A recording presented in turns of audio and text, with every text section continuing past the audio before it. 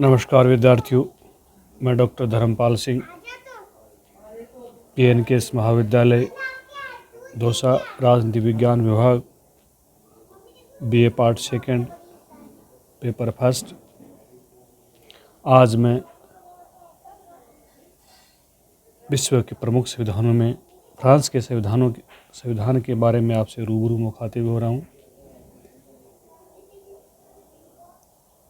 France का संविधान कैसा है, क्या उसकी विशेषता है, किस तरह से कार्य करता है, इस बारे में आपसे बात करेंगे। सबसे पहले हम वहाँ की पृष्ठभूमि, क्षेत्रफल, भूभाग आदि इत्यादि के बारे में बात करते हैं। फ्रांस का संविधान यह न तो अमेरिकी ढंग का दीक्षात्मक संविधान है और न ही ब्रिटिश ढंग का संसदात्मक संविधान, वरन यह तो दोनों का मिश्रण है। यह सुखद मिश्रण सिद्ध होगा या नहीं, ये देखना है। D.W. ब्रोगन। फ्रांस पश्चिमी यूरोप का सबसे बड़ा देश है। इस देश का विस्तार 42.20 और 51.5 उत्तरी अक्षांशों तथा 7.8 और 4.52 पश्चिमी देशांतरों के मध्य है। पूर्व में जर्मनी और इटली, दक्षिण में भूमध्य सागर और स्पेन पश्चिमी अटलांटिक सागर है। क्षेत्रफल 59,7026 वर्ग किलोमीटर, 13,000 वर्ग मील, 18% मात्र जनसंख्या कृषि में संलग्न है।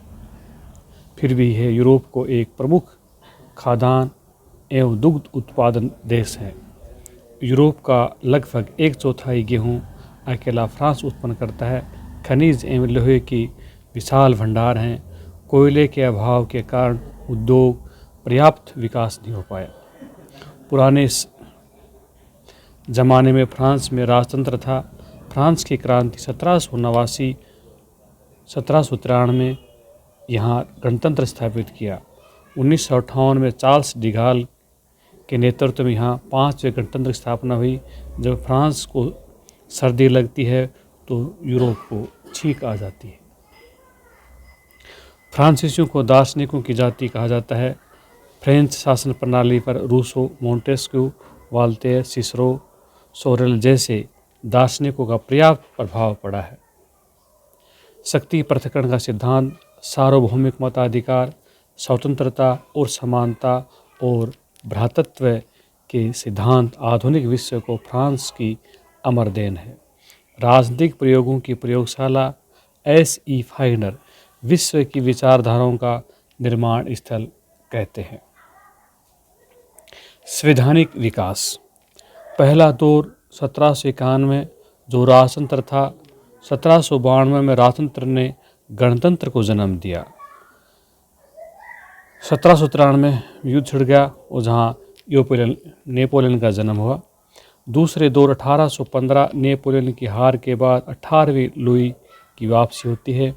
तीसरे दौर 1875 चतुर्थ गणतंत्र का संविधान 1946-1958। चतुर्थ का अंत और पंचम गणतंत्र का निर्माण हुआ। संविधान 1946-1958। आग और जिंक। ये समझौते तर्क का नहीं वरन परिस्थितियों का परिणाम था।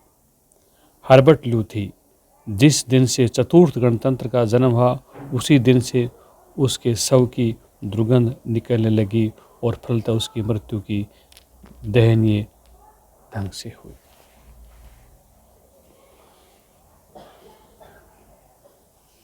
एक जून 1958 में राष्ट्रीय परिषद ने डिगाल की प्रधानमंत्री पद पर नियुक्ति को स्वीकृति प्रदान की और 3 जून 1958 में संसद ने पारित किया। 6 अक्टूबर 1958 को गणतंत्र का संविधान लागू कर दिया गया। पंचम गणतंत्र के संविधान की विशेषताएं।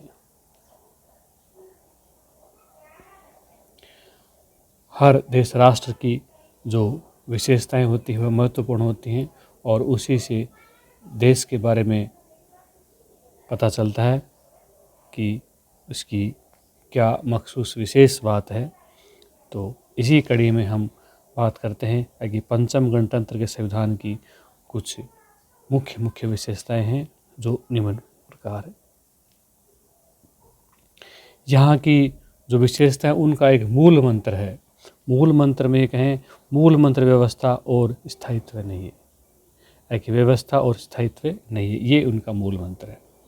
इनकी व्यवस्था, इनकी विशेषताओं की अगर बात करें तो कहें नंबर 1 संविधान की प्रस्तावना,